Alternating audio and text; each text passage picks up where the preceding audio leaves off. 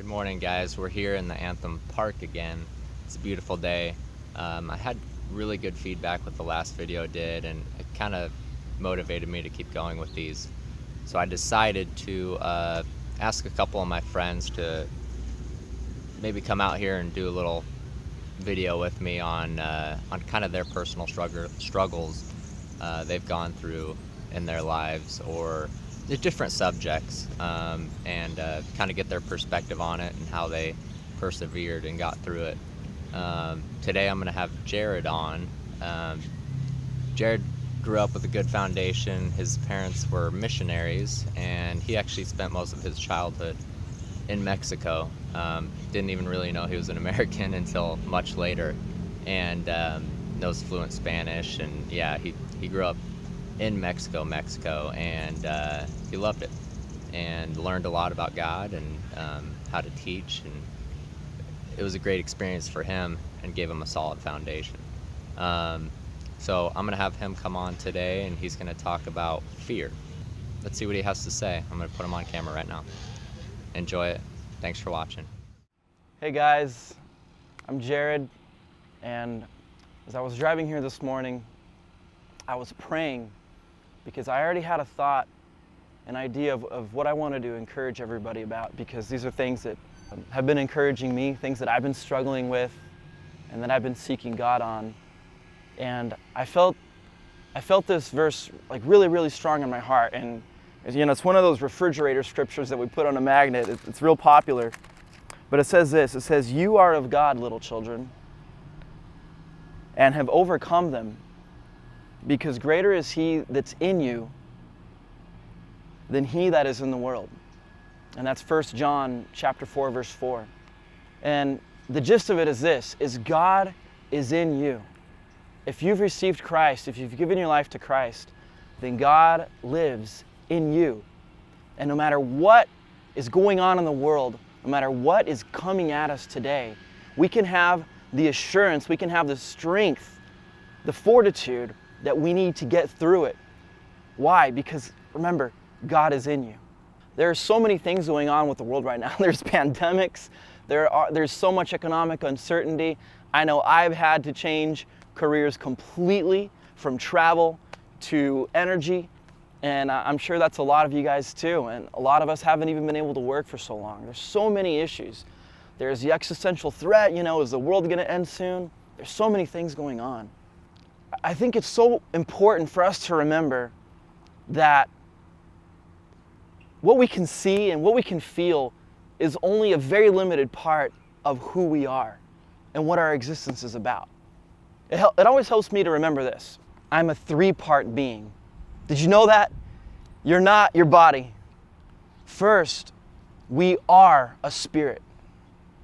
Second, we have a mind. And third, we live in a body. So it helps me to be encouraged whenever I remember, okay, this isn't the limit of my existence, right? There's a greater hope beyond this, and that's where God is in your spirit. And whenever we call out to God, He's not so far away. He's not, billions of light years away. It says, greater is He that's in you than he that's in the world. Remember, Jesus said, the kingdom of heaven is within you. Isn't God amazing how He took heaven, He took that part of Himself, His Spirit, and He placed it in us like as an anchor, so that in times like these, whenever the waves are crashing all around and the storms are closing in, it's like we could have an ambient like this. Oh wait, God's in me. That's like my identity. That's who I really am. And I think God did it that way because He wanted us to be so assured. He knew times like these were going to happen. He knew things were going to be uncertain. He knew that we would face hardships. But He says, you've overcome them. He says, because greater is He that's in you than he that's in the world. So I wanted to encourage you guys with that this morning. That helps me to remember that hey, God's in me. Why did He do that? Because He's close to me, because He loves me, and He loves you. He's not super far off. We can call on Him. The other verse that was really strong in my heart, guys, that I wanted to share with us this morning is 2 Timothy 1, verse 7. It says, for God has not given us a spirit of fear, but of power, of love and a sound mind. So yes, it's natural to react in a way that expresses fear, especially if we don't know what's going to happen. We're like, okay, what am I supposed to do in the middle of a government shutdown? I can't leave my house. My job is gone, you know? There's sickness supposedly all around us. Those are fearful things. But God is saying here that the source of that fear is not Him. God does not give us a spirit or an attitude of fear. But what does He give us? It says power. What is that? Boldness, confidence, love, how we react to people, how we treat people, and what we sense from Him, and a sound mind. And you may be saying, well, Jared, I don't feel power or love, and I don't feel sound. I feel the fear. And I get you guys, because I've been there too. 3 months ago, same thing. And of course, we deal with that on a daily basis. And God knows that. And that's why He said, hey guys, I want you to A, recognize the origin of that fear. It's not from me.